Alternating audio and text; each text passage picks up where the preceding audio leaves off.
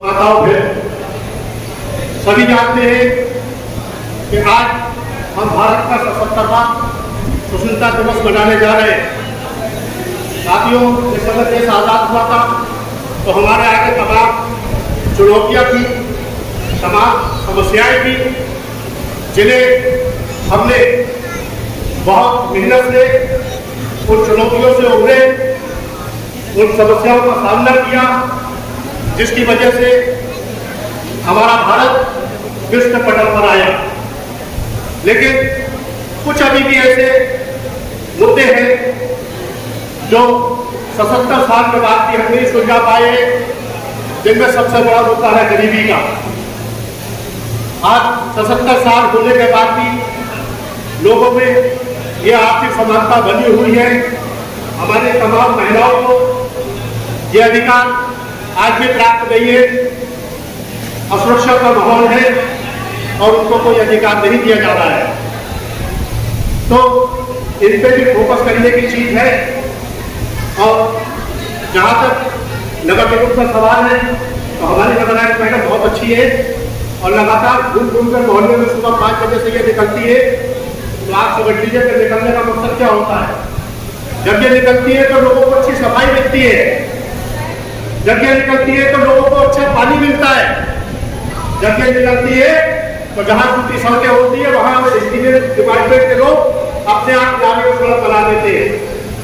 तो हमारी इतनी अच्छी नगर है तो यहाँ नगर निगम में महसूस है जिसका मार्गदर्शन हमें प्राप्त हो रहा है। हमारे महापौर जी शहर को सुधारने में लगे हुए हैं, लेकिन इसके बावजूद भी 2 चीजें भी रह जाती है, हालांकि विषय नहीं है,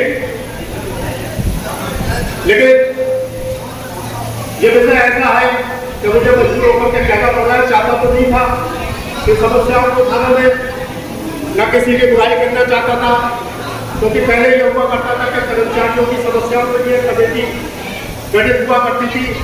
नगर के कर्मचारियों की, नगर निगम कर्मचारियों की जो समस्याएं हुआ करती थी, हर माह जो थी बैठक करके नगर आयुक्त बुलाते थे, मगर आज तक अब उस बैठक को नहीं बुलाया जाता है। कई साल बीतने के पश्चात भी अगर वो बैठक को हर महीने बुला लिया जाए तो हमारे नगर निगम के कर्मचारी जो पूरे दिन शहर का काम करते हैं, लोगों को बिजली पानी सफाई देने का काम करते हैं, उन समस्याओं पर निराकरण हो जाएगा। राज्यों का शोषण कर रहे हैं, ऐसे अधिकारियों को भी देखने में लाना चाहता हूँ। हमारे माननीय महापौर की हाईकोर्ट में निवेदन है, लेकिन बात कर रही है, वो कहना पड़ रहा है कि इस नगर निगम में जब से ये अपन फंड आए और जब से ये अपन फर्स्ट आए, ये लगातार कर्मचारियों का शोषण कर रहे हैं। कर्मचारियों के शोषण इस तरीके से कर रहे हैं कि जितना बैठ के ये नगर आयुक्त के कर्मचारी उनको चढ़ाते हैं, कर्मचारियों का नुकसान कराते हैं। जो छोटे छोटे कंप्यूटर में बेचारे जो लोग लगे हुए उनकी सेवाएं समाप्त कराते हैं। कर्मचारियों को जो बेचारे बड़ी मुश्किल से सेवाएं में आए, जैसे तैसे गरीबी रेखा से नीचे उतर के ये इस तरीके से उनको कन्विंस करके उनकी सेवाएं चढ़ा के खत्म कराते हैं और अपने आप को इतना ईमानदार घोषित करते हैं कि 30,000 की लाइटें जो है वो 70,000 में खरीदी जा रही है। माननीय नगर आयुक्त जी, ये मैं नहीं कह रहा हूँ, ये अखबार कह रहे हैं बरेली के। अभी नगर निगम में तमाम 60 साल सेवा करने के बाद अगर किसी कर्मचारी का परिवार में कोई मर जाता है तो उसके परिवार को नौकरी दिए जाने का प्रावधान है, मगर ये खड़े हुए ये 4-4 महीने नगर आयुक्त के दस्तखत होने के बाद उनको नियुक्ति पत्र जारी नहीं करते हमारे अपर फर्स्ट क्लास। इसके बाद फर्स्ट क्लास इनसे भी 2 नंबर आगे। जब कर्मचारी कोई खत्म हो जाता है तो उसके बच्चा अगर वो पढ़ा लिखा है, शासन भी स्पष्ट चाहते थे कि बच्चों को उसकी शैक्षिक योग्यता के आधार पर नियुक्ति प्रदान की जाए, मगर ये उसको शैक्षिक योग्यता के आधार पर नहीं नियुक्त करते, उनको चपरासी बनाते हैं, उनको झाड़ू के पत्ते तैयार करते हैं, जबकि वो कंप्यूटर का कोर्स करा हुआ होता है, टंकर की करके आया है, 3 डिग्री है। अभी प्रकाश विभाग में 3 कर्मचारियों की नियुक्तियां की गई, मगर अपर फर्स्ट में अपनी हठधर्मिता के चक्कर में पद होते हुए भी उन कर्मचारियों को बाबू नहीं बनाया। इसी प्रकार सफाई कर्मचारियों का ये हाल है इन लोगों के द्वारा, दोनों अधिकारियों के द्वारा कि 6 तमाम कर्मचारी आजादी का पर्व होता है, ये छुट्टी नहीं बना सकते।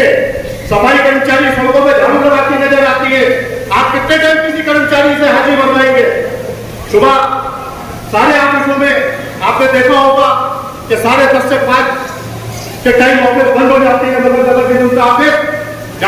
जब 6 बजते हैं उसके बाद ये रोशन होता है। ये आपने ऐसा कौन सा काम इस नगर निगम में हो गया है जो 6 और 8 बजे 10 बजे तक चलता है? अरे सोचिए उन ड्राइवरों से, उन चपरासियों से, कर्मचारियों से, क्या उनके जुड़वा बच्चे नहीं है जो वो कर्मचारी क्या कहते हैं अपने घर जाने के लायक नहीं है या अपने बच्चों को सब्जी लाने के लायक नहीं है?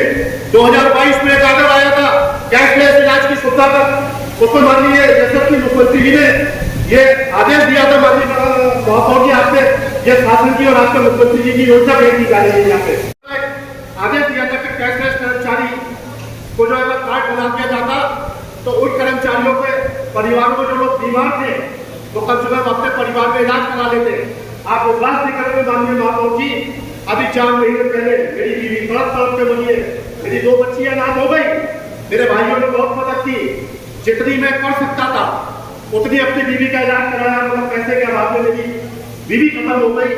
माननीय संतोष जी ने भी चिट्ठी लिखी, तमाम मेरे भाइयों ने भी मुझे पैसा दिया, मेरे ऊपर भ्रष्टाचार का आरोप लगाते हैं। साथियों, गर्व के साथ कहता हूँ कि पूरे भारत के अंदर अकेला बाबू जो जिसके पास अपना कोई मकान नहीं है, मेरे खातों की जांच करा ली जाए, मेरे खाते में 1 रुपया नहीं मिलेगा, आपको कोई दुकान नहीं मिलेगी। मेरे सारे बच्चे बेरोजगार है क्योंकि मैं जितना कमाता हूँ यहाँ से सारा अपने बच्चों की पढ़ाई में लगा देता हूँ।